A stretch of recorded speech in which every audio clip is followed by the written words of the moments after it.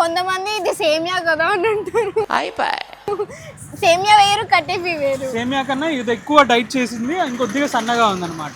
ఎవరురా నువ్వు ఇంత టాలెంటెడ్ ఉన్నావు?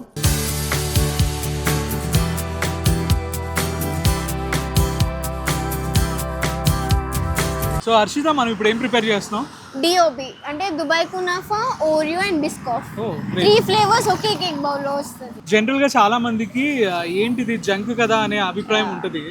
సో దానికి నువ్వేమంటావు? అంటే ప్రతి ఒక్కటి home made, no preservatives, no premixes, no readymade. ప్రతి ఒక్కటి డైలీ ప్రొడక్షన్ ఉంటుంది, డైలీ చేసుకునేది. సో నేను అది జంక్ కూడా అన్న, వీటితో సహా మేము పేపర్ యూజ్ చేస్తున్నాం, ప్లాస్టిక్ యూజ్ చేయట్లేదు. జంకకుండా తినగలిగే జంక్ ఫుడ్ అన్నమాట. అంతే అంతేనా? అంతే.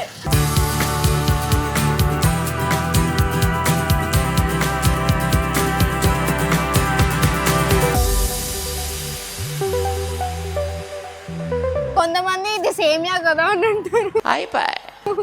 సేమియా వేరు, కట్టెఫీ వేరు. సేమియా కన్నా ఇది ఎక్కువ డైట్ చేసింది, ఇంకొద్దిగా సన్నగా ఉందన్నమాట. ఎవరురా నువ్వు ఇంత టాలెంటెడ్ ఉన్నావు? ఓకే.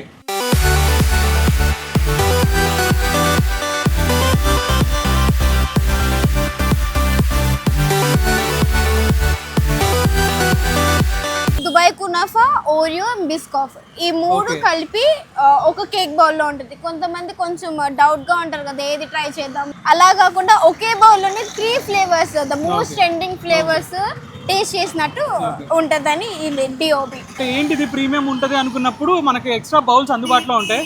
తలా బొచ్చి తీసుకోండి, అది స్ప్రెడ్ చేసుకోండి, అప్పుడు మీరే పొదుపు చేసిన వాళ్ళు అవుతారు అనమాట.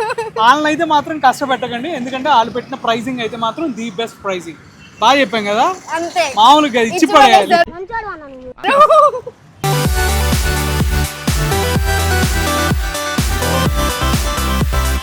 చాలా సూపర్గా ఉంది. ఇంత చిన్న వయసులో ఈ అమ్మాయి హర్క్రేవ్ అని పెట్టింది. అసలు చాలా సూపర్ సక్సెస్ అవ్వాలి. చాలా పెద్ద పెద్ద వాళ్ళు కూడా అసలు ఇంట్లో వంటలు చేయడానికి చాలా బద్ధకంగా ఫీల్ అవుతారు. అట్లాంటి ఇంత చిన్న వయసులో ఈ అమ్మాయి ఇలా కష్టపడుతుందంటే ఈ అమ్మాయికి మనం అందరం చాలా సపోర్ట్ చేయాల్సిన అవసరం ఉంది. Thank you.